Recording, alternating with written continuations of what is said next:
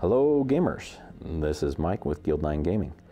Now a couple months ago we unboxed the new Sid Meier's game from Fantasy Flight Games called Civilization: A New Dawn. Today I am going to take a look at the gameplay itself and provide some of my thoughts about the game in review. First, let's cover setup. So A New Dawn is actually pretty easy to set up when compared to other games like Arkham Horror, but it's a little bit more complex than, say, a Pandemic. The number of game map pieces is going to depend on the number of players who are playing the game. Now, the game comes with a total of 16 game map pieces, for which all are used in a 4-player game. Right now, that's how we have it laid out. We have it laid out for a 4-player game, so all 16 pieces are on the board. Now, for a 3-player game, you would remove 3 pieces and play with 13 game map pieces, and for a 2-player game, you would remove another 3, and then that would leave you with 10 pieces on your map. So each game map piece is going to be unique, and it's different on each side. There's a side A and a side B. The manual actually provides both a standard starting setup on for side A, and then also the method that you can use to create your own map using the advanced map building rules. The advanced map building rules allow all players to actually participate in the building of a map with very few rules.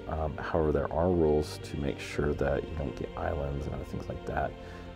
For example, when you lay down a piece, at least 4 spaces on the tile that you're laying down have to touch tiles that are already on the table. Now, as you can see, we actually are only going to play with 2 players, so for our purposes we're going to change the board to the layout of 10 tiles. And each player is then going to select a leader player card. For the purposes of our game, I randomly chose the Aztec, and Ryan, my son, who's the 2nd player, randomly chose Rome, much to his chagrin. On each leader card at the bottom is the focus row setup. Now, this is unique for every leader, and it shows what order you're going to place your focus cards. Now, your focus row is the long strip, and it has the numbers 1 through 5 and the different terrains on it. Now, as this is the beginning of the game, all the focus cards are going to be at level 1, but as the game proceeds and you increase your science, you can gain technical advances, and when those advances occur, you replace the cards in the focus row with 2nd, 3rd, and 4th layer levels. We are also going to start the game by placing 1 caravan on our foreign trade card. Next, we put all of the tokens on the map. So by placing tokens on the map, I mean that we've already placed down the tiles, but the tiles have icons on them for us to populate the map with tokens, things like natural wonders and other resource tokens. So natural wonder tokens, they're going to be the elongated diamond style resource token.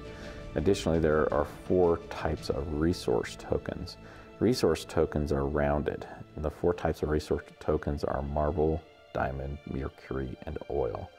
Next, after we've placed them, we're going to place city-state tokens on the map. Now, each city-state token again matches the icon on the map piece, and then we lay out their diplomacy cards. So each city has a set of diplomacy cards that one can go and collect and trade with them. We place all of our diplomacy cards at the top. They're right over there, just right of center of the game tiles. Now, for 2-player game setup, there are going to be 3 stacks of city-state diplomacy cards. So that's what we're going to move to. Finally, in the map building stage, you're going to place barbarians in their starting locations. Each barbarian token and the map pieces have starting locations, and they have a little red circle with the letters A through I on them.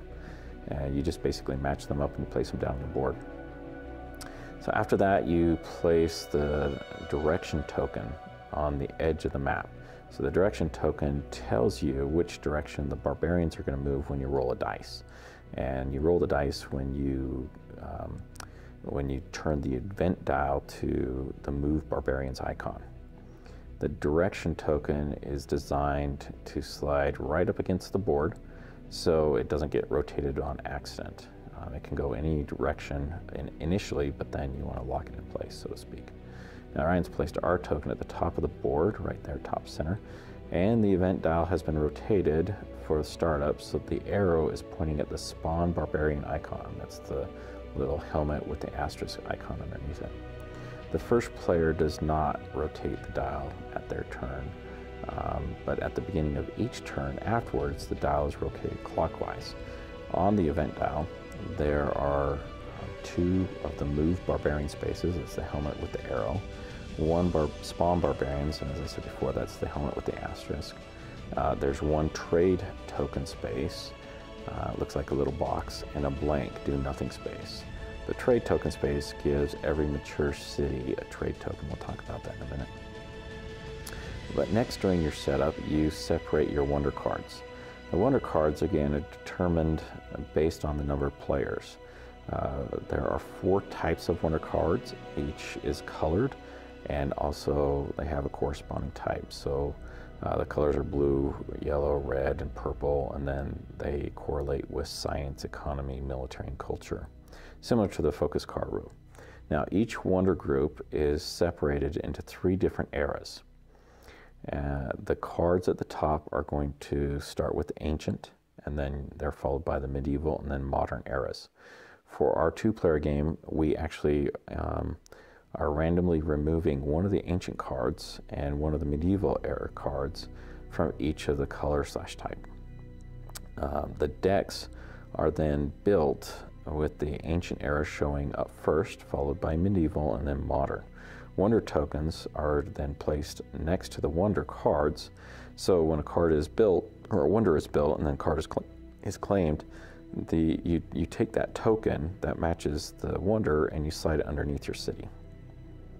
Now we placed our wonder cards and our tokens at the top there of the board, just right at the center, just underneath the city-state diplomacy cards. Finally, we've selected 3 random victory cards and placed them at the top and center of the board. Oh, and then right over there next to them is the trade tokens. They're right up there at the top between the victory condition cards and the diplomacy cards. And I also forgot, we've placed resource tokens down here at the bottom. Those resource tokens, again, are the mercury, the diamond, the marble, and the oil. So let's move on for a moment. Let's go on to gameplay. Let's talk about a couple of concepts that we learned about. So you're basically going to use your focus cards, and the higher up a focus card is, the better off the effects can be. So when you use a focus card, you activate it first. And we found that if you move the card down or tilt it to the side or something like that, but you don't remove it from its slot until after you've completed your card's effect, you actually won't lose track of where the card came from. We call this method tapping, and then we lower, or I like to lower the selected card, to remember where the train and the slot value is, where the card is, so that, anyways, most of the focus cards have an effect that utilizes either the number or the type of terrain, and that affects how the card's played. Anyways, when your turn's over, after you've resolved the effect, then you can move the tap card into the first position and shifts all the other cards to the right. So slot 4 would move to slot 5, and slot 3 would move to slot 4, and so on. A second key concept is that while the game is designed to be simple, there are many rules which really complex the game. For example, battle. Battle can be simple when you're dealing with barbarians, but when you're dealing with other players, determining your combat value means adding modifiers from multiple sources. You can add modifiers from reinforced control tokens, from neighboring cities, different types of terrain, diplomacy cards, wonders, things like that. And if you're the attacker, you also add the number that's above your military slot card in the focus card slot. So this can get confusing because there's multiple rules for each entity that you may end up attacking. Another player, you could be attacking another player's control token, another player's city. For example, if you're attacking the city, it's double the terrain modifier plus the control tokens. which changes if it's in the reinforced state. Then there's also attacking a city-state. That one's actually easy. It's just a modifier of 8. And if you're attacking a barbarian, again, that's easy. It's just based on the terrain that they're on. Another issue along the lines of battle. So battle is done within so many spaces of a friendly space. You start out with 2. They have to be within 2 spaces of friendly space. You don't have troops that you can send out, and there's no advantage for having a tank squash a chariot because there are no tanks, or chariots for that matter. There are no units on the board whatsoever. Well, except for your trade caravan, which isn't considered something that you can attack from, unless you're a barbarian. A barbarian can attack them. For those of us who are looking for more than a rock, paper, scissors approach to battle, this isn't really the game. In fact, the complexity of the rules lend themselves to a desire to skip player-to-player battle altogether. In fact, you cannot achieve a military victory in this game. Even if you defeat all of their cities, you can't take away a player's capital. They're unconquerable. The only way to, you can attack them and gain tokens from them, kind of like a spy would, but the only way to win is to complete the scenario, one scenario from each of the victory condition cards. Each card has 2 scenarios on them. The closest victory to military victory is what's called the warmonger victory, which actually requires you to capture 2 city-states or defeat one rival's capital city. But if that victory condition is not one of the 3 cards that were chosen, you're out of luck. So the third concept that I want to talk about revolves around expansion. Important to know is that every city can have, it can only house 1 wonder. Trade caravans can only arrive or leave from mature cities or the capital city, which mature cities are those cities that are surrounded by a combination of the map edge, water, and control tokens. If it doesn't have map edge or water, then it has to be completely surrounded by control tokens. So to get to your nearest neighbor in order to initiate combat, if you're that kind of player like I am, it can take an extremely long time. We didn't even get our cities to within attacking range within 2 hours of gameplay. It's probably in the 3rd hour that we finally started attacking each other. Fourth concept. Natural wonders are great because they can be respent as many times as you like. They aren't, when you spend them, they go back into your pool. They don't go back into the group pool or something like that, okay? They're not used up. They're never used up or returned to the board. Well, they can be returned to the board if the control token that you had over there is moved or removed from the map spot that you have it sitting on. Whoever has control of the token on the natural wonder slot is going to get the natural wonder. So if there's no token, the natural wonder resource is returned to the board. Finally, every leader card is basically an exception to the rules. So in this game, I didn't even realize until late in the game that the Aztec are basically a warmongering people. That's what they really like to do. And the more battles you win, the easier it is. In this game, it was for me to manipulate my focus roll. So in this game with Ryan, we both took the, hey, let's be friends approach for the first 3 quarters of the game. It wasn't until his science advanced to level 4. And on the science card at level 4, it gives him the ability to launch a nuclear bomb. And he decided a great place to test his nuclear capabilities was on one of my cities. Now, that was about when the Aztecs decided to go to war. From that point on, I pretty much dominated all the city-states that he was using for trade, because that's Rome's big thing, is trading with city-states. And I also used my ability to make war at a very high level because of the way the Aztecs work. Without his trade cities, or his trade to the city-states, I was basically able to slowly overtake every one of his cities until I completely dominated his cities and his area. To achieve complete domination, however, your rivals only have to have, your rival only is going to have that capital city left. Like I said, you can't destroy it. Every time I attacked his capital city and won, he gave me 2 trade tokens. Oh, and I also took his wonders. So when you attack a main city, you take the wonder, and you have to put it under one of your cities without a wonder. Okay, aside from that, I have a few lessons that I learned. that I think I mostly overlooked the first few times we played the game. First lesson was look at the victory conditions. Victory can be achieved much faster if you meet the victory conditions rather than simply trying to battle the other players on the board for supremacy. The only way to beat the game in 2 to 4 hours is to complete the victory conditions and focus only on them. Second lesson, is to pick advancement cards during other players' turns. So when you're advancing your different focus cards, what you want to do is know what you're going to do beforehand or do it afterwards. Ideally, you know what you want to advance before you actually tap your science card, your science focus card. But if you don't slow down gameplay while you figure it out. It could take a long time. Go ahead and just advance to the next player and figure it out while they're working on their turn. Third lesson, there are a couple of wonders that advance your tech tree. These wonders are one-time shot wonders. So if somebody's built it and you go and conquer that city where the wonder is, it doesn't do you any good. At least on the wonder it doesn't say so. For example, it's the pyramid in the porcelain tower.